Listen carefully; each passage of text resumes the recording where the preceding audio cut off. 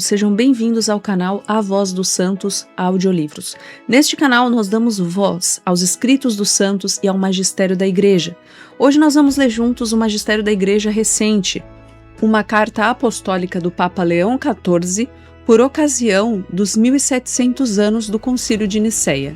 Aviso que essa leitura foi feita utilizando a inteligência artificial. Lembre-se de deixar o seu comentário, compartilhe esse vídeo para que as pessoas conheçam o magistério da Igreja, inscreva-se no canal e lembre-se de curtir esse vídeo. Assim a gente sabe o que vocês estão se agradando, o que está ajudando vocês no conhecimento da fé. Deus abençoe, boa leitura. Leão XIV, Carta Apostólica, in Unitate Fidei, no 1700 graus aniversário do Concílio de Nicéia. 1. Na unidade da fé, proclamada desde os primórdios da Igreja, os cristãos são chamados a caminhar em concórdia, guardando e transmitindo com amor e alegria o dom recebido. Isto é expresso nas palavras do Credo: cremos em Jesus Cristo, Filho unigênito de Deus, que desceu do céu para a nossa salvação, formuladas pelo Concílio de Nicéia, primeiro evento ecumênico da história da cristandade, há 1700 anos. Ao preparar-me para realizar a viagem apostólica à Turquia, com esta carta desejo encorajar em toda a Igreja um renovado impulso na profissão da fé, cuja verdade, que há séculos constitui o patrimônio comum dos cristãos, merece ser confessada e aprofundada de maneira sempre nova e atual. A este respeito, foi aprovado um precioso documento da Comissão Teológica Internacional, Jesus Cristo, Filho de Deus, Salvador. 1.700 O aniversário do Concílio Ecumênico de Nicéia. Remeto-me a ele, porque oferece perspectivas úteis para aprofundar a importância e a atualidade não só teológica e eclesial, mas também cultural e social do Concílio de Nicéia. 2. Princípio do Evangelho de Jesus Cristo, Filho de Deus, assim São Marcos intitula o seu Evangelho, resumindo toda a sua mensagem precisamente no sinal da filiação divina de Jesus Cristo. Da mesma forma, o apóstolo Paulo sabe que é chamado a anunciar o Evangelho de Deus sobre o seu Filho, morto e ressuscitado por nós, confronte com RM 1:9, que é o sim definitivo de Deus às promessas dos profetas, confronte com 2 Cor 1:19-20. Em Jesus Cristo, o Verbo, que era Deus antes dos tempos e por meio do qual todas as coisas foram feitas, recita o prólogo do Evangelho de São João, fez-se homem e veio habitar conosco, João 1:14. Nele, Deus tornou-se nosso próximo, de modo que tudo o que fizermos a cada um dos nossos irmãos, fazemo-lo a ele, confronte com MT 25,40. É, portanto, uma coincidência providencial que neste ano santo, dedicado à nossa esperança que é Cristo, se celebre também 1.700 o aniversário do primeiro Concílio Ecumênico de Nicéia, que proclamou, no ano de 325, a profissão de fé em Jesus Cristo, Filho de Deus. Isto constitui o coração da fé cristã. Ainda hoje, na celebração eucarística dominical, pronunciamos o Credo Niceno, Constantinopolitano, profissão de fé que une todos os cristãos. E a fé nos dá esperança nos tempos difíceis que vivemos, em meio a muitas preocupações e medos, ameaças de guerra e violência, desastres naturais, graves injustiças e desequilíbrios, fome e miséria sofridas por milhões de nossos irmãos e irmãs. 3. Os tempos do Concílio de Nicéia não eram menos turbulentos. Quando ele começou, em 325, as feridas das perseguições contra os cristãos ainda estavam abertas. O Edito de Tolerância de Milão, 313, promulgado pelos dois imperadores, Constantino e Licínio, parecia anunciar o início de uma nova era de paz. No entanto, passadas as ameaças externas, logo surgiram disputas e conflitos internos na Igreja. Ário, um presbítero de Alexandria do Egito, ensinava que Jesus não é verdadeiramente o Filho de Deus, embora não seja uma simples criatura. Ele seria um ser intermediário entre o Deus inatingivelmente distante e nós. Além disso, teria havido um tempo em que o Filho não era. Isso estava em consonância com a mentalidade difundida na época e, sendo assim, parecia plausível. Mas Deus não abandona a sua Igreja, suscitando sempre homens e mulheres corajosos, testemunhas da fé, e pastores que guiam o seu povo e lhe indicam o caminho do Evangelho. O bispo Alexandre de Alexandria percebeu que os ensinamentos de Ario não eram de todo coerentes com a Sagrada Escritura. Como Ario não se mostrava disposto à conciliação, Alexandre convocou os bispos do Egito e da Líbia para um sínodo que condenou o ensinamento de Ario, enviou então uma carta aos outros bispos do Oriente para os informar detalhadamente. No Ocidente, entrou em ação o bispo Ósio de Córdoba, na Espanha, que já havia se mostrado um fervoroso confessor da fé durante a perseguição sob o imperador Maximiano e que gozava da confiança do bispo de Roma, o Papa Silvestre I. No entanto, os seguidores de Ario também se uniram. Isso levou a uma das maiores crises na história da Igreja do primeiro milênio. O motivo da disputa, na verdade, não era um detalhe secundário. Tratava-se do cerne da fé cristã, ou seja, da resposta à pergunta decisiva que Jesus fez aos discípulos em Cesareia de Filipe: quem dizeis que eu sou? MT 16, 15. 4. Enquanto a controvérsia se intensificava, o imperador Constantino percebeu que, com o risco para a unidade da Igreja, também a unidade do Império estava ameaçada. Convocou então todos os bispos para um concílio ecumênico, ou seja, universal, em Niceia, para restabelecer a unidade. O sínodo, chamado dos 318 padres, decorreu sob a presidência do imperador. O número de bispos reunidos era sem precedentes. Alguns deles ainda traziam os sinais das torturas sofridas durante a perseguição. A grande maioria deles era proveniente do Oriente, enquanto parece que apenas 5 eram ocidentais. O Papa Silvestre confiou na figura, teologicamente abalizada, do bispo Ósio de Córdoba e enviou 2 presbíteros romanos.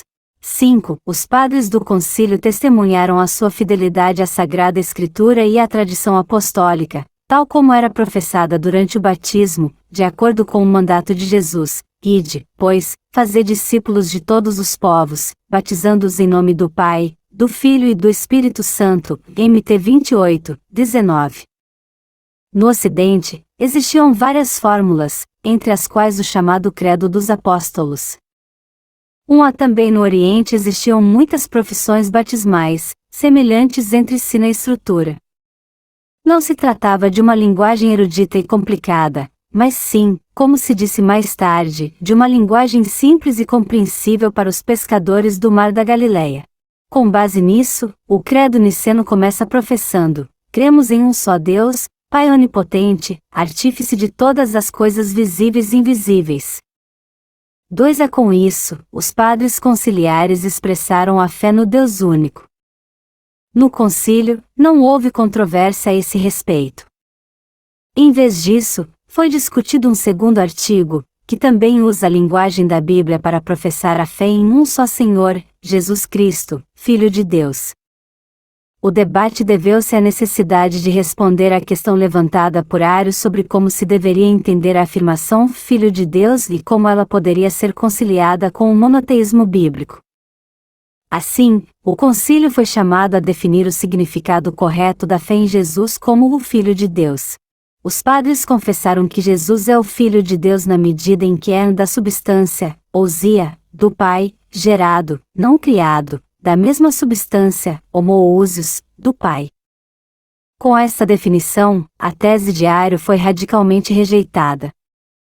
3. Para expressar a verdade da fé, o concílio usou 2 palavras, substância, ousia, e da mesma substância, homoousios, que não se encontram na Escritura. Ao fazê-lo, não quis substituir as afirmações bíblicas pela filosofia grega.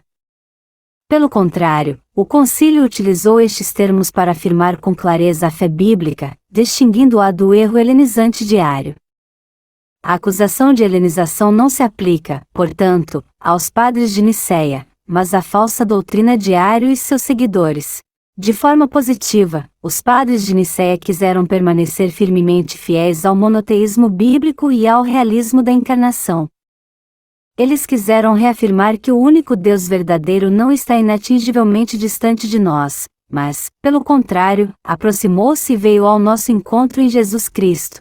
6. Para expressar a sua mensagem na linguagem simples da Bíblia e da liturgia, familiar a todo o povo de Deus, o concílio retoma algumas formulações da profissão batismal: Deus de Deus, luz da luz, Deus verdadeiro de Deus verdadeiro. Assim, o concílio retoma a metáfora bíblica da luz: Deus é luz, 1 João 1, 5, confronte com João 1, 4, 5.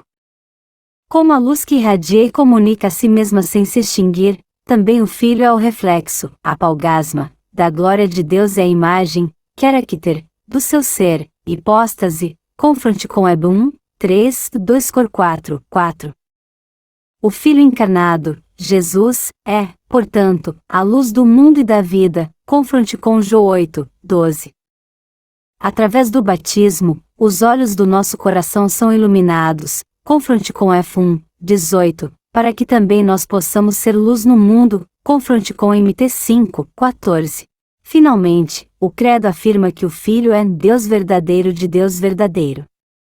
Em muitos lugares, a Bíblia distingue os ídolos mortos do Deus verdadeiro e vivo.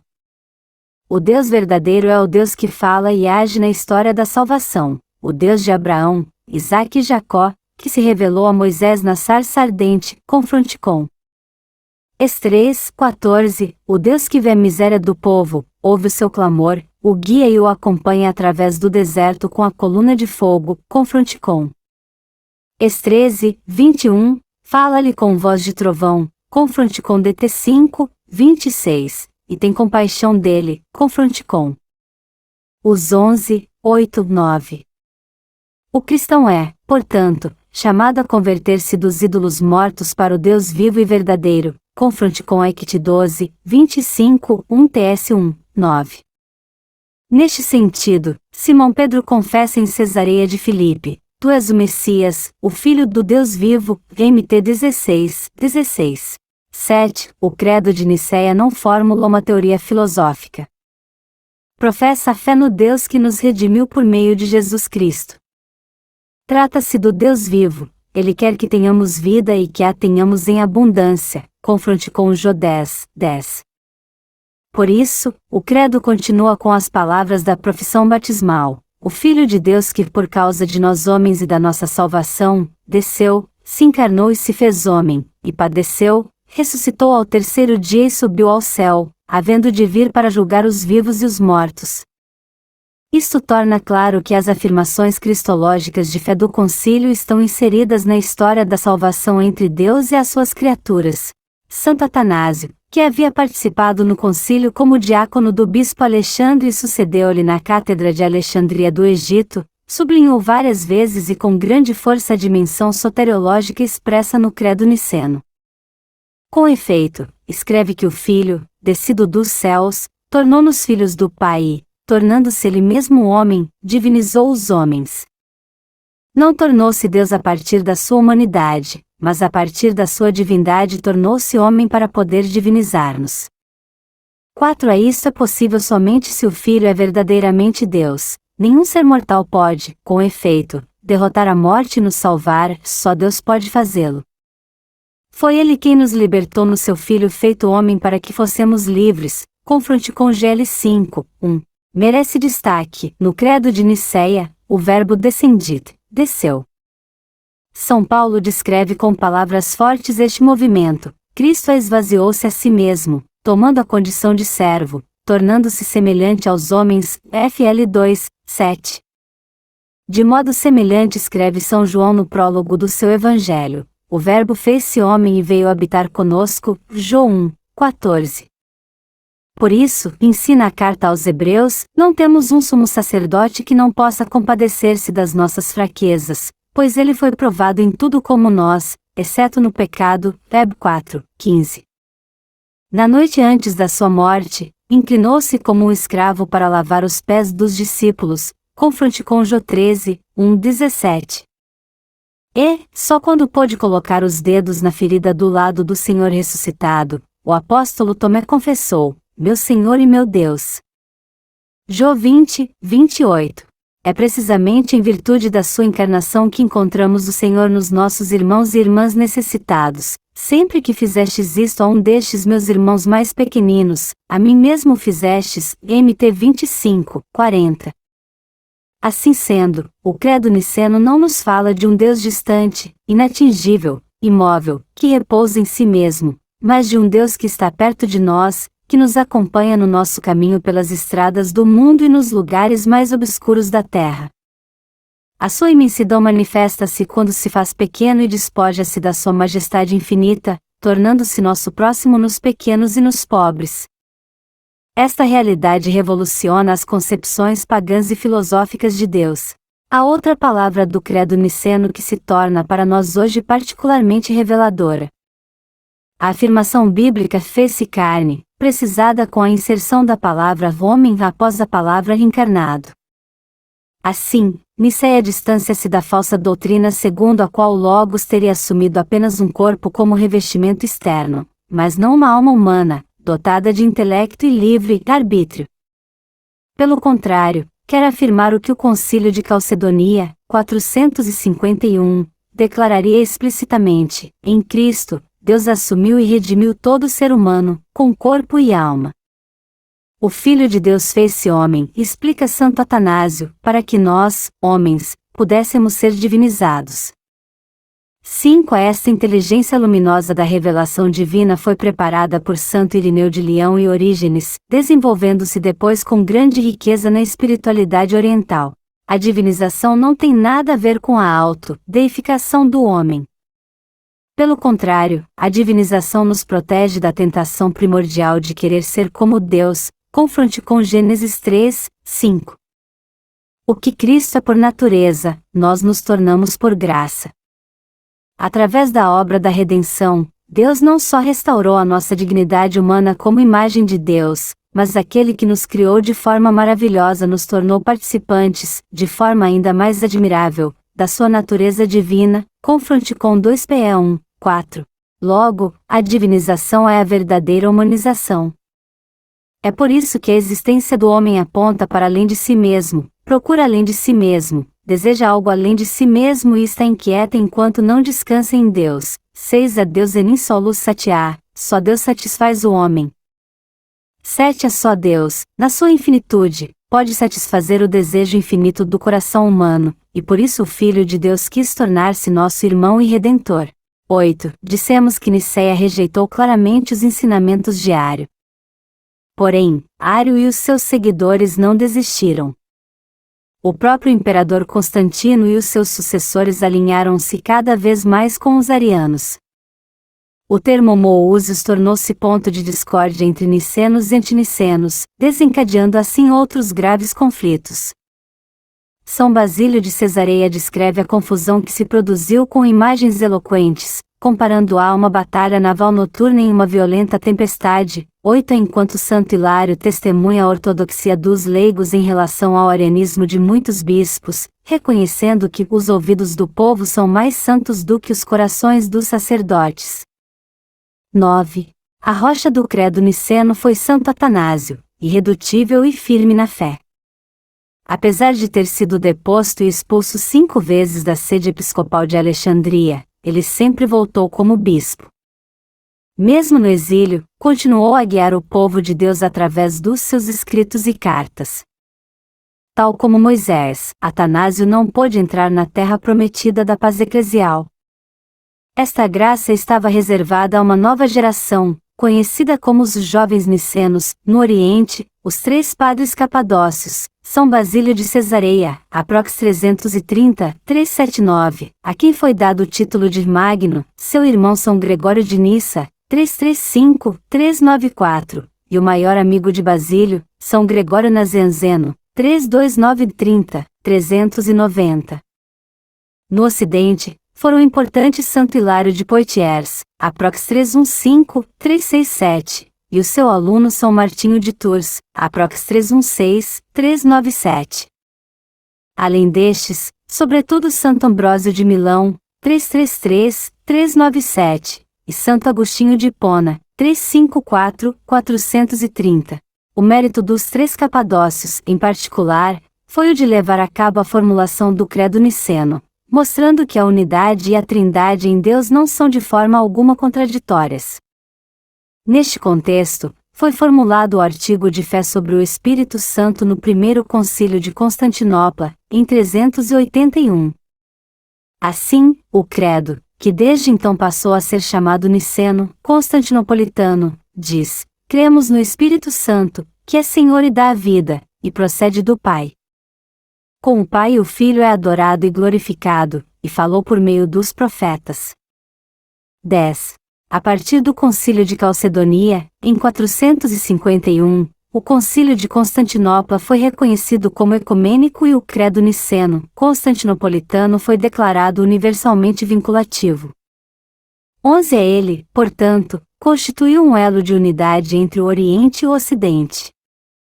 No século XVI, também foi mantido pelas comunidades eclesiais surgidas da Reforma. O credo niceno-constantinopolitano é, assim, a profissão de fé comum a todas as tradições cristãs. 9. O caminho que se desenvolveu da Sagrada Escritura à profissão de fé de Nicéia, a sua aceitação nos concílios de Constantinopla e Calcedonia, passando pelo século XVI e chegando ao nosso século XXI, foi longo e linear. Todos nós, como discípulos de Jesus Cristo, somos batizados, fazemos sobre nós mesmos o sinal da cruz e somos abençoados em nome do Pai, do Filho e do Espírito Santo.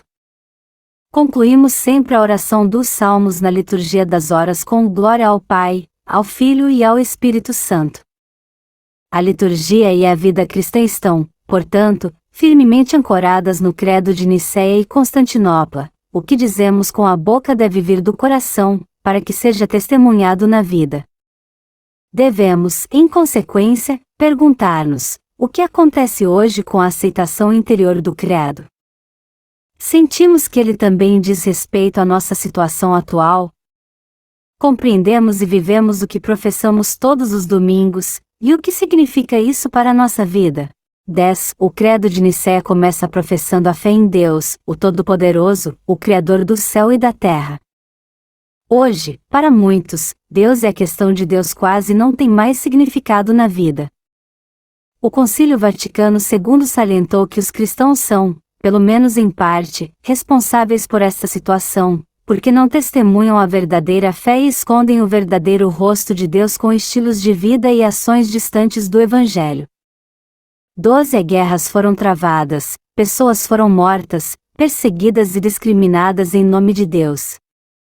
Em vez de anunciar um Deus misericordioso, falou-se de um Deus vingativo que castiga e inspira terror. O credo de Nicéia convida-nos, então, a um exame de consciência. O que significa Deus para mim e como testemunho a minha fé nele? O único e verdadeiro Deus é realmente o Senhor da vida, ou existem ídolos mais importantes do que Deus e os seus mandamentos? Deus é para mim o Deus vivo, próximo em todas as situações, o Pai a quem me dirijo com confiança filial? É o Criador a quem devo tudo o que sou e tenho, cujos vestígios posso encontrar em cada criatura? Estou disposto a partilhar os bens da terra, que pertencem a todos, de forma justa e equitativa? Como trato a criação, que é obra das suas mãos? Faço uso dela com reverência e gratidão, ou exploro-a, destruo-a, em vez de aguardar e cultivar como casa comum da humanidade? 13. 11. No centro do credo niceno-constantinopolitano está a profissão de fé em Jesus Cristo, nosso Senhor e Deus. Este é o coração da nossa vida cristã. Por isso, comprometemo-nos a seguir Jesus como mestre, companheiro, irmão e amigo. Contudo, o credo niceno pede mais, lembra-nos, com efeito, que não devemos esquecer que Jesus Cristo é o Senhor, Kyrios, o Filho do Deus vivo, que pela nossa salvação desceu do céu e morreu por nós na cruz, abrindo-nos o caminho para uma vida nova com a sua ressurreição e ascensão. Seguir Jesus Cristo certamente não é um caminho largo e confortável, mas este caminho, muitas vezes exigente ou mesmo doloroso, conduz sempre à vida e à salvação. Confronte com Mt 7, 13, 14.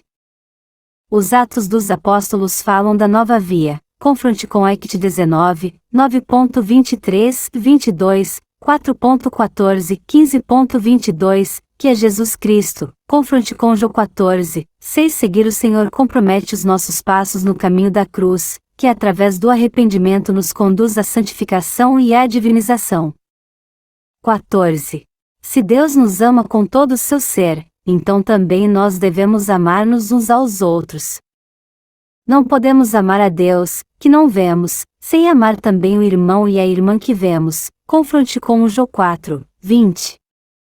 O amor a Deus sem o amor ao próximo é hipocrisia, o amor radical ao próximo, sobretudo o amor aos inimigos, sem o amor a Deus, é um heroísmo que nos oprime e esmaga.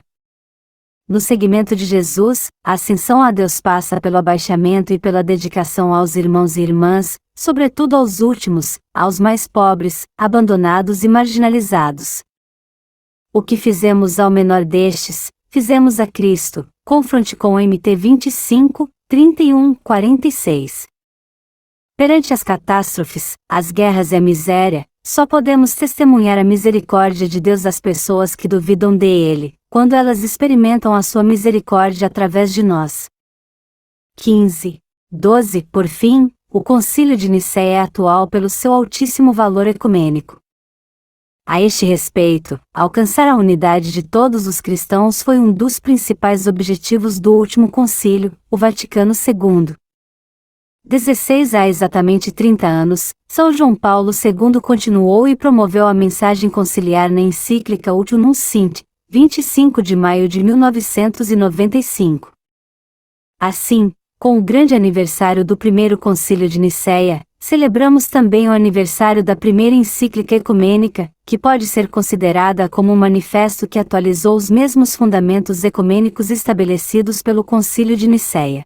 Graças a Deus, o movimento ecumênico alcançou muitos resultados nos últimos 60 anos. Embora a plena unidade visível com as igrejas ortodoxas e ortodoxas orientais e com as comunidades eclesiais nascidas da Reforma ainda não nos tenha sido concedida, o diálogo ecumênico levou-nos, com base no único batismo e no credo niceno, constantinopolitano, a reconhecer nos irmãos e irmãs das outras igrejas e comunidades eclesiais, os nossos irmãos e irmãs em Jesus Cristo e a redescobrir a única e universal comunidade dos discípulos de Cristo em todo o mundo. Com efeito, compartilhamos a fé no único Deus, Pai de todos os homens, confessamos juntos o único Senhor e verdadeiro Filho de Deus, Jesus Cristo, e o único Espírito Santo, que nos inspira e nos impele à plena unidade e ao testemunho comum do Evangelho. Realmente, o que nos une é muito mais do que o que nos divide. 17 É assim, no mundo dividido e dilacerado por muitos conflitos, a única comunidade cristã universal pode ser sinal de paz e instrumento de reconciliação, contribuindo de forma decisiva para um compromisso mundial pela paz. São João Paulo II recordou-nos, em particular, o testemunho dos muitos mártires cristãos provenientes de todas as igrejas e comunidades eclesiais. A sua memória une-nos e exorta-nos a ser testemunhas e operadores de paz no mundo. Para podermos desempenhar este ministério de forma crível, devemos caminhar juntos para alcançar a unidade e a reconciliação entre todos os cristãos. O Credo de Nicéia pode ser a base e o critério de referência deste caminho. Propõe-nos efetivamente um modelo de verdadeira unidade na legítima diversidade. Unidade na Trindade, Trindade na unidade, porque a unidade sem multiplicidade é tirania, a multiplicidade sem unidade é desintegração. A dinâmica trinitária não é dualista, como um A ou T excludente, mas sim um vínculo envolvente, um E. O Espírito Santo é o vínculo de unidade que adoramos juntamente com o Pai e o Filho. Devemos, portanto, deixar para trás as controvérsias teológicas, que perderam a sua razão de ser, para adquirir um pensamento comum e, mais ainda, uma oração comum ao Espírito Santo, para que nos reúna a todos numa única fé e num único amor. Isso não significa um ecumenismo de retorno ao estado anterior às divisões, nem um reconhecimento mútuo do atual status quo da diversidade das igrejas e das comunidades eclesiais, mas um ecumenismo voltado para o futuro, de reconciliação no caminho do diálogo, de troca dos nossos dons e patrimônios espirituais. O restabelecimento da unidade entre os cristãos não nos torna mais pobres, ao contrário, nos enriquece. Tal como em Nicéia, este objetivo só será possível através de um caminho paciente, longo e, por vezes, difícil de escuta e acolhimento recíproco.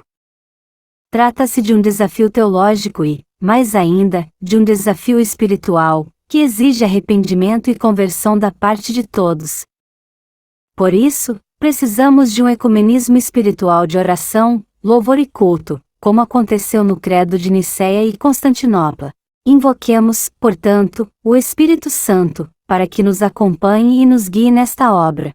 Santo Espírito de Deus, vós guiais os fiéis no caminho da história.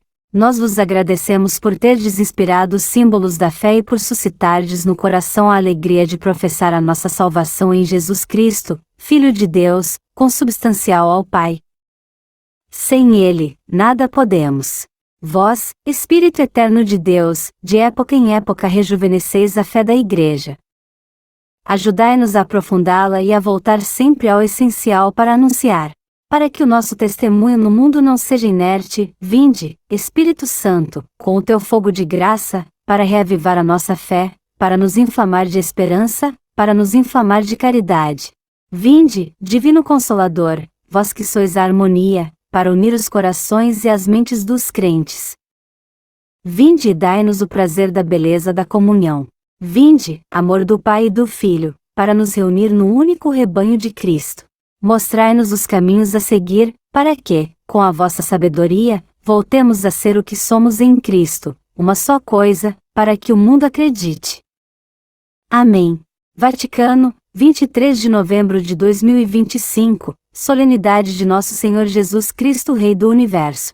Leão pp. 14.